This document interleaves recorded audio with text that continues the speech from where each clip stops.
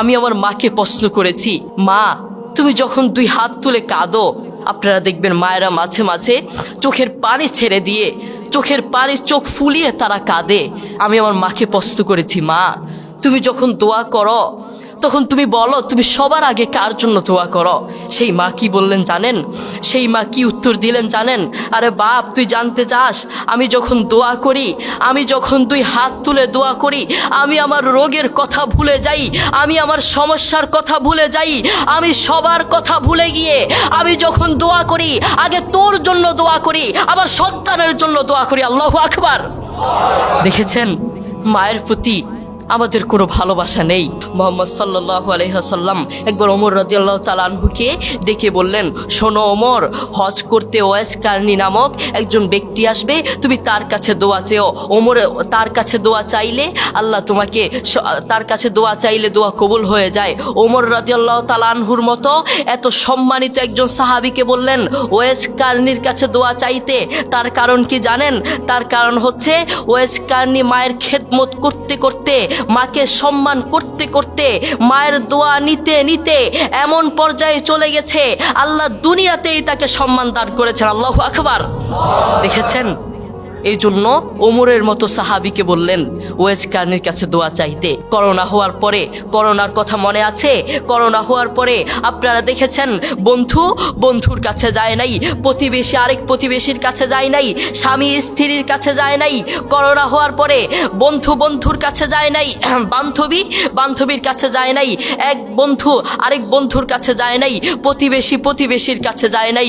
কিন্তু এখন এই ইতিহাসের পাতা খুললে দেখা যায়, এখন এই ইতিহাস সাক্ষী আছে, মা তার ছেলেকে কাঁধে করে হাসপাতালে নিয়েছে। করোনা হওয়ার পরে বাবা তার ছেলেকে কাঁধে করে হাসপাতালে নিয়েছে। এখনো ইতিহাস সাক্ষী আছে, করোনা হওয়ার পরে মা তার ছেলেকে চুমু খেয়েছে। করোনা হওয়ার পরে বাবা তার ছেলের পাশে সারা রাত ছিল, ঠিক কিনা? একদিন আব্দুল্লাহ ইবনে ওমর রাদিয়াল্লাহু তাআলা আনহু কাবার পাশে দাঁড়িয়েছিলেন। তিনি দেখলেন একজন যুবক তার মাকে কাঁধে করে করে তাওয়াফ করাচ্ছে। আব্দুল্লাহ ইবনে ওমর রাদিয়াল্লাহু তাআলা আনহু তার দিকে তাকিয়ে থাকলেন।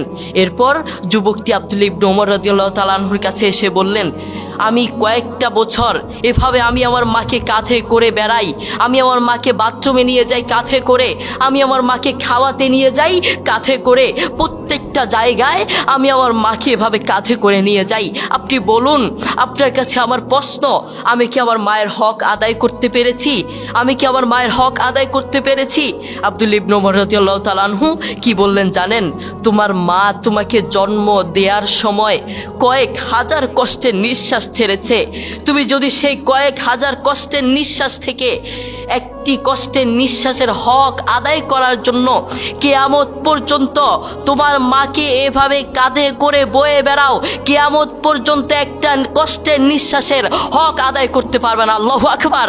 এই পৃথিবীতে আমাদের সবচেয়ে আপন এবং কাছের মানুষ কি? আমাদের মা এবং বাবা। তাদের চেয়ে আপনজন আর কেউ নেই।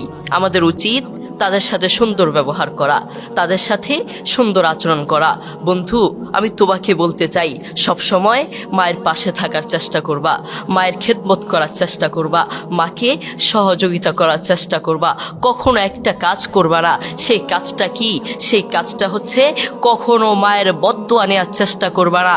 বন্ধু মনে রেখো, দোস্ত মনে রেখো, মায়ের বদদোয়া নিয়েছো মানে তোমার পুরো লাইফ নষ্ট হয়ে যাবে, পুরো জীবন নষ্ট হয়ে যাবে। মনে রেখো, রাইফেলের গুলি মিস হতে পারে, মায়ের বদদোয়া মিস হতে পারে না, ঠিক কিনা? এই জন্য মায়ের কাছ থেকে কখনো বদদোয়া নেওয়া যাবে না। রাজি আছি ইনশাল্লাহ? আমরা কখনো মায়ের কাছ থেকে বদদোয়া নিব না, সবসময় দোয়া নেওয়ার চেষ্টা করব। তুমি যদি মায়ের কাছ থেকে দোয়া নাও, আল্লাহ সুবহানাহু ওয়া তাআলা তোমাকে দুনিয়াতেই আল্লাহর দয়ায় সম্মানিত করে ফেলবেন। এই জন্য ওমরের মতো সাহাবীকে বললেন ওয়াইস কারনীর কাছে দোয়া চাইতে। এই জন্য আমরা মায়ের দোয়া নিব, মায়ের সাথে সুন্দর আচরণ করব। রাজি আছি ইনশাল্লাহ? আমরা মায়ের সাথে সবসময় সুন্দর আচরণ করার চেষ্টা করব। আপনি দেখেন, আপনার মা আপনাকে প্রকৃতভাবে ভালোবাসেন ভাই, আপনাকে নিজের জীবনের চেয়েও ভালোবাসেন। আর কাউকে ভালো না বাসলেও তার সন্তানকে ভালোবাসেন। আপনার বন্ধু আপনাকে স্বার্থের জন্য ভালোবাসে, যারা আপনার জন্য পাগল তারা আপনাকে স্বার্থের জন্য ভালোবাসে।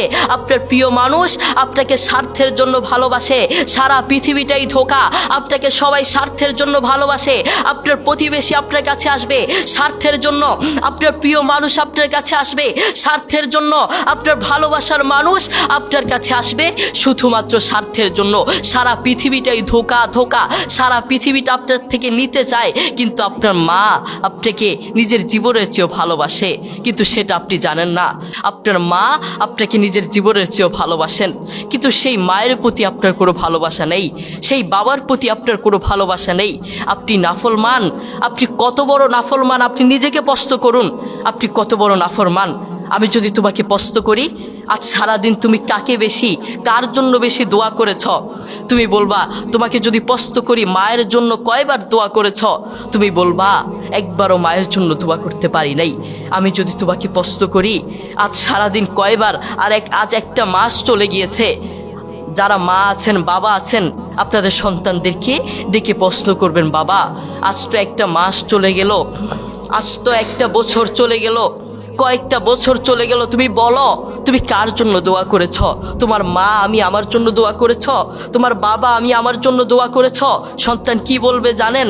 আমি মা দুঃখের বিষয়, আপনার জন্য আমি দোয়া করতে পারি নাই, বাবা আপনার জন্য আমি দোয়া করতে পারি নাই। কি সন্তান আপনি জন্ম দিলেন, যেই সন্তান আপনার জন্য দোয়া করতে পারে না ওটা সন্তান হতে পারে না। ওটার মতো নাফরমান আসমানের নিচে জমিনের উপরে আর একটা হতে পারে না, ঠিক কিনা? যেই সন্তান তার মায়ের জন্য দোয়া করতে পারে না ওটা কিসের সন্তান হলো? এই জন্য আমরা সবসময় মায়ের খেদমত করার চেষ্টা করব, মায়ের কাছ থেকে দোয়া নেওয়ার চেষ্টা করব। বন্ধু তুমি জানো, যুবক তুমি জানো, তোমার মা তোমাকে জন্ম দেওয়ার সময় কত কষ্ট করেছেন, সেই মায়ের জন্য তুমি দোয়া করতে জানো না।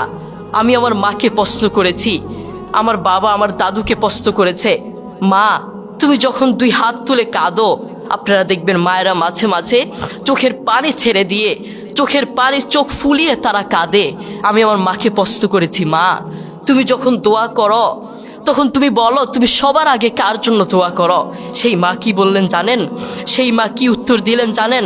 আরে বাপ তুই জানতে চাস, আমি যখন দোয়া করি, আমি যখন দুই হাত তুলে দোয়া করি, আমি আমার রোগের কথা ভুলে যাই, আমি আমার সমস্যার কথা ভুলে যাই, আমি সবার কথা ভুলে গিয়ে আমি যখন দোয়া করি আগে তোর জন্য দোয়া করি, আমার সন্তানের জন্য দোয়া করি। আল্লাহু আকবার। দেখেছেন মায়ের প্রতি আমাদের কোনো ভালোবাসা নেই। সেই মা আমাদের জন্য দেখেছেন কত কষ্ট করেন, সেই মা আমাদের জন্য সারা রাত দিন রাত 24 ঘন্টা আমাদের জন্য ভাবেন, কিন্তু সেই মায়ের প্রতি আমাদের কোনো ভালোবাসা নেই। আপনার মা আপনাকে জন্ম দেওয়ার সময় কত কষ্ট করেছেন আপনি জানেন? বর্তমান বিজ্ঞানীরা কি বলেছেন? বর্তমান বিজ্ঞানীরা বলেন একজন সুস্থ মানুষকে, একজন জীবন্ত মানুষের হাত পা ধরে ভেঙে দিলে একজন জীবন্ত মানুষ যতটুকু কষ্ট পায়, একজন মা তার চেয়েও বেশি কষ্ট পায় তার সন্তানকে জন্ম দেওয়ার সময়। আল্লাহু আকবার। এরপরেও কেন আমাদের মায়ের প্রতি ভালোবাসা নেই?